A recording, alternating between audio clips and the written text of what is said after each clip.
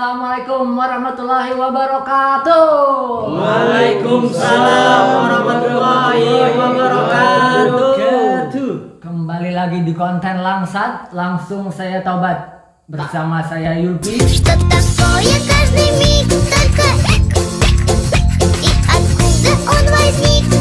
Dan personel baru kita ada Sun Jung Ki. Pura-pura puasa mulut tambah rokok surya Atau Teh Yung. Kemudian ada temannya Kang Temo. คว้าตัวตีเขาไปเป็นมะลิงกิงกองสารน้องกองแกงมาลงมาแนงมาปะลงปองแปงงองแงงในชีวิต dan ini bukan temannya ini. Mungkin ini pencerahnya. Iya. Ya, bersama saya ya Habib Hasan Ali Terus.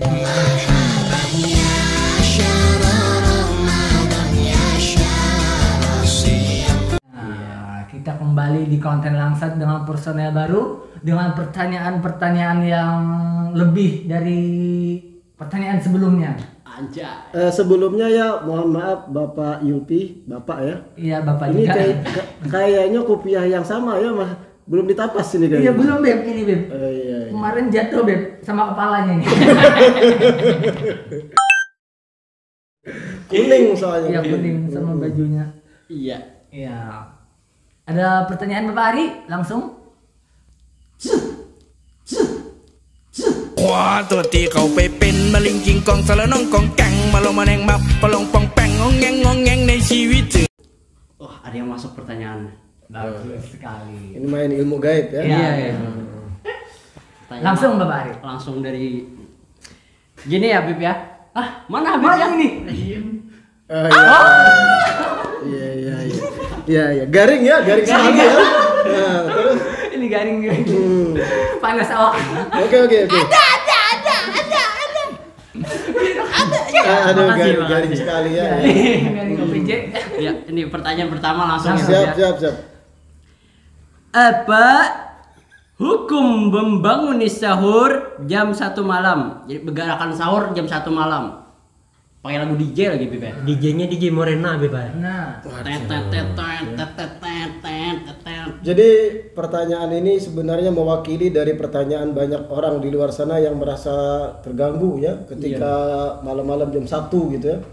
Pertanyaannya tadi apa hukumnya begarakan sahur, rusuh, ribut lah. Iya. Sampai DJ siapa tadi? DJ Morena. DJ Morena, entah siapa itu ya. Jadi sampai ribut-ribut jam 1 malam. Iya. Nah, jadi perlu ikhwan seberataan kita tahu sahur itu sebenarnya paling afdolnya sahur itu adalah ketika sudah mepet dekat waktunya dengan azan subuh. Artinya sudah kurang lebih 15 menit lagi masuk azan subuh, itu paling afdolnya sahur. Ada satu riwayat kata Nabi bahwasanya umatku ini akan terus tetap baik ma'ajjalul futur wa akhiru as-suhur. Umatku itu akan terus baik apabila ia menyegerakan berbuka, dalam arti sudah yakin masuk maghrib langsung berbuka, dan akhiru as-suhur, mengakhirkan akan sahurnya. Dan takhir di sini mengakhirkan kata ulama ya kurang lebih 15 menit sebelum masuknya adzan subuh, itu di situ paling idealnya untuk bersahur agar lebih kuat, lebih fresh ketika di siang Ramadannya. Dalam arti kalau kita paham sedemikian, apabila ada nang ribut begarakan sahur jam 1 malam, yang mana itu kurang lebih mungkin 4 jam lagi sebelum jam 5 subuh lah, itu apabila mengganggu ketenangan orang lain, mengganggu tidurnya para tetangga, mengganggu anak-anak kecil, bayi-bayi yang masih balita dan yang lain sampai terbangun, sampai tertangis menangisan kekanakan, bisa jadi itu masuknya kepada ida, mengganggu sesama muslim, dan itu tidak boleh, bahaya. Apalagi kalau pakai lagu DJ ya, sangat tidak beradab sama sekali lagu DJ, lagu dangdut, lagu macam-macam.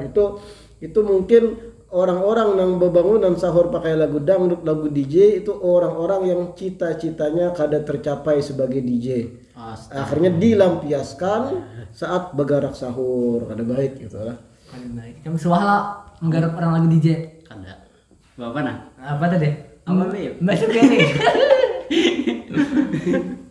Sudah bujurlah jawabannya, dapatlah mencerna. Silakan. Jadi pada intinya ya, jangan begarakan sahur jam 1 malam. Karena kalaupun alasannya agar ibu-ibu bangun dan memasak itu memakan waktu paling setengah jam. Jadi idealnya begarak sahur tuh jam setengah 4, jam 4. Jadi orang sudah charging, sudah mencarger diri, guring istirahat itu berjam-jam, bangun jam 4 sudah fresh. Namun jam 1 malam itu paling baru tuh guring 3 jam. Apalagi pasangan yang baru menikah jam 1 malam itu masih masa-masa operasi ya gitu. Ratannya begawi lah. Rata produksi. Nah, jangan diganggu dengan gangguan-gangguan yang kada perlu tadi. Nah, oke, pertanyaan berikutnya. Mantap, sudah tercerahkan. Alhamdulillah. Bangsat kamu. Dan mungkin boleh memberi saran pada aparat yang berwenang kalau bisa ditertibkan mereka yang rusuh membanguni sahur pakai lagu dangdut, lagu DJ, lagu macam-macam, lebih-lebih jam 1 sudah mulai begarakan. Kalau bisa ditertibkan, Disimpunakan. simpunakan. Mantap pu jiwa. Kami bersatu ikan rakai. Aduh. Jadi kalau bisa ditertibkan karena sangat mengganggu sekali. Ya. Oke. Oke, pertanyaan kedua dari saudara Kim Jong Un. Ya, silakan. Nah jadi kayaknya Bib ada juga pertahunan nih. Pertahunan. Nah, itu tuh penentu waktu imsak tuh entah suling kah, entah drum band kah, entah suara ajen kah, atau suara masyarakat yang tidak didengar gitu.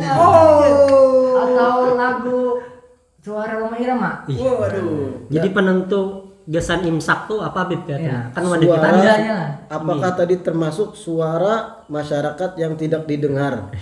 Ini sungguh dalam ya. Dalam sekali ini. Ya, tapi itu jangan kita masukkan konten karena ada ketersinggungan di situ ya.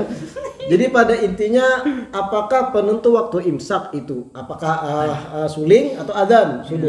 Jadi perlu diketahui kata imsak harus kita pahami dahulu. Apa itu imsak? Imsak itu artinya menahan. Artinya kalau sudah ada waktu imsak, sudah ada pemberitahuan masuk waktu imsak, sebaiknya jangan lagi menyantap makanan, jangan lagi meminum minuman. Itu artinya peringatan sudah mendekati waktu adzan subuh. Adapun kapan diharamkan atau dilarangnya agar tidak lagi makan dan minum, itu adalah ketika masuk waktu subuh. Itu batas terakhirnya. Tapi karena masuk waktu subuh itu adalah dengan terbitnya fajar shadiq disebut dalam fikih, dan itu identiknya dengan kondisi alam, bukan suara adzan. Adapun suara adzan terkadang terlambat berapa detik dari setelah timbulnya fajar shadiq. Terkadang juga bahkan terlambat 5 menit daripada timbulnya fajar shadiq. Kita takut malah karena kita memakai patokan adzan, ternyata faktanya subuh sudah masuk dengan timbulnya fajar. Adzannya agak terlambat. Terkategorikan akhirnya kita batal puasa di hari itu gara-gara masih mengkonsumsi makanan sedangkan fajar shadiq telah terbit begitu. Jadi kalau sudah ada imsak dengan suara sirene biasanya ya, peringatan suara yang kayak apa suaranya Suling. Enggak. Apa, Rik? Kut kut kut kut kut. Nah, itu suara ingka ya. Nah, suaranya bisa.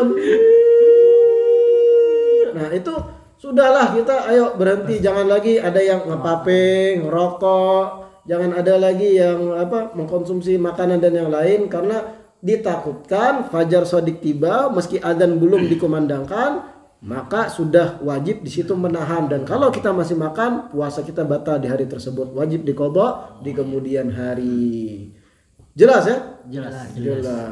Jelas dong. iya dong. Mantap dong. Lanjut pertanyaan ketiga. Oke. Silakan Bapak Ari. Silakan Bapak Ari mempertanyakan pertanyaan ketiga dengan iPhone murahnya. iPhone 6 itu ya, ketinggalan sekali ya zaman Bapak Presiden periode pertama ya. Iya. HP boleh murah, Bib. Tapi pulsanya tidak ada juga dong. Iya dong. Mantap dong. Lanjut. Jadi pertanyaan ketiga kita ini dari teman ulun, Bib. Kebetulan teman dekat, Bib ya. Iya. Sedekat apa? Gitu. gitu. Oke. Iya. Apa hukumnya ikut bukber di undangan orang tapi kita kada puasa, Beb? Dia, Beb. Maaf. Ini ada sedikit pengakuan ya. Maaf, Tadi salah, ada puasanya puasanya. dia tidak puasa. Nah, ini pertanyaan bagus ya. Iya. Bagus ini pertanyaan. Apa hukumnya ikut buka bersama di satu acara?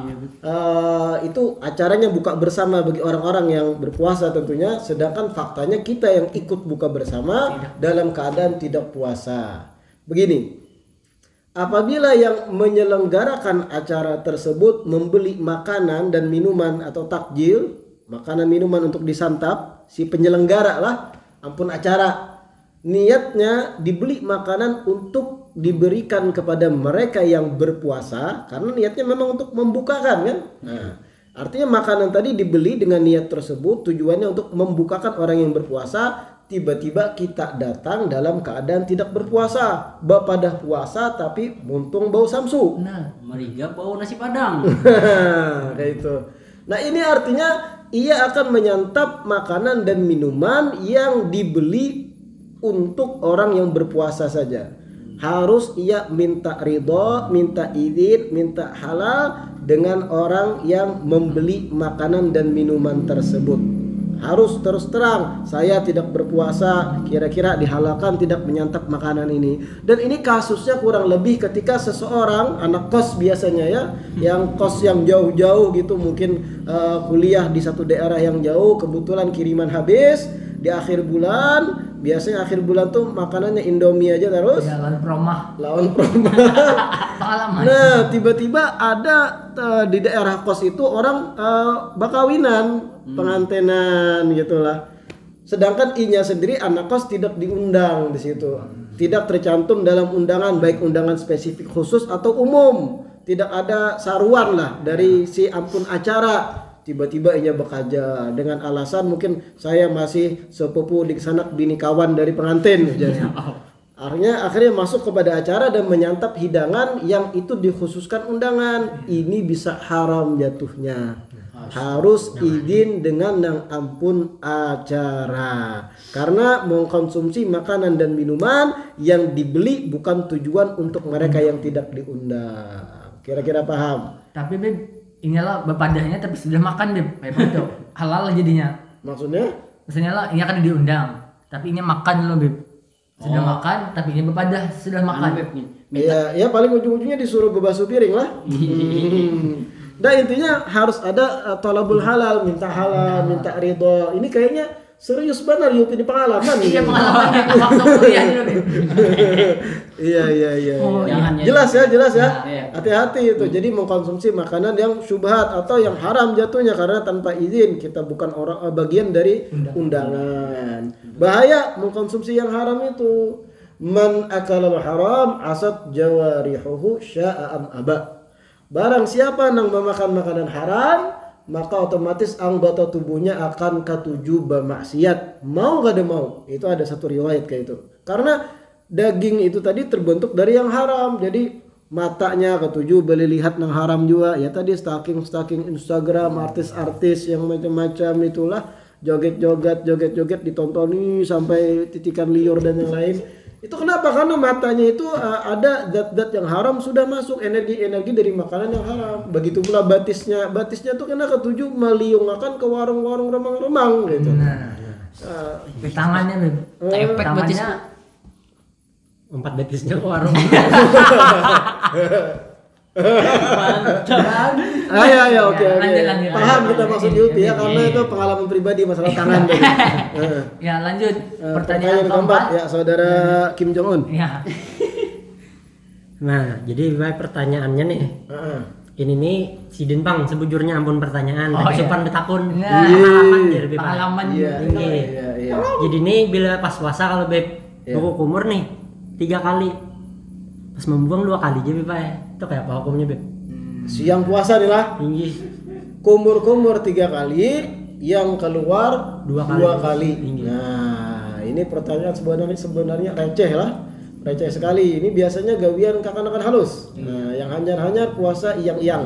Nah, jadi pada intinya kumur-kumur sendiri itu kan bagian dari kesunahan berwudu. Ada disebut madmadatun, artinya berkumur-kumur. Bagian dari sunnah wudu. Disebut dalam fikih berkumur-kumur itu tetap disunahkan ketika siang Ramadan dan tetap itu 3 kali disunahkan berkumur-kumur. Kalau ditambah 4 kali jadi makruh. Nah, pertanyaannya ketika berwudu tadi kumur-kumur 3 kali tanpa mubalaghah, tanpa berlebihan tentunya. 3 kali, sekali kumur-kumur dikeluarkannya gitulah. Kedua kali kumur-kumur dikeluarkannya. Ketiga kali ditabungnya. Hilang entah kemana itu bajunya, pastinya ke lambung. Nah, apabila disengaja maka batal puasanya. Nah, jadi jangan orang kada melihat juga, orang kada tahu juga. Allah Maha melihat. Kita sudah tua, awak sudah berbulu, disadangilah. Kasih mutabak. Oh, kompornya cibuk pulang. Itu mubalaghah. Lagi hidup supaya bakawan. Maka kumur-kumurnya pakai galon lagi lah supaya bersih. Itu bunyinya. Ini kayak apa bunyinya, Pak? Jadi luar biasa ya pertanyaan segmen kali ini, lumayan hidup gitu, dan alhamdulillah berbobot lah begitu. Nah, ada lagi pertanyaan yang lain mungkin? Ada lagi Pak Ari? Mungkin cukup aja Bipa. Oke. Saudara Padli lagi? Sidin kada lo numpat aja. Oh iya. Dan dengan pertanyaan kita tadi banyak kawan-kawan kita yang bertaubat. Iya, langsung langsat. Langsung saya taubat. Iya, betul sekali. Mungkin cukup saja untuk pertanyaan kali ini, dan mungkin teman-teman yang ingin bertanya bisa komen di kolom komentar. Oke? Jangan di kolom. Jangan di kolom iwak. Kolam. Ya, cukup sekian dari kami. Wassalamualaikum warahmatullahi wabarakatuh. Waalaikumsalam warahmatullahi wabarakatuh.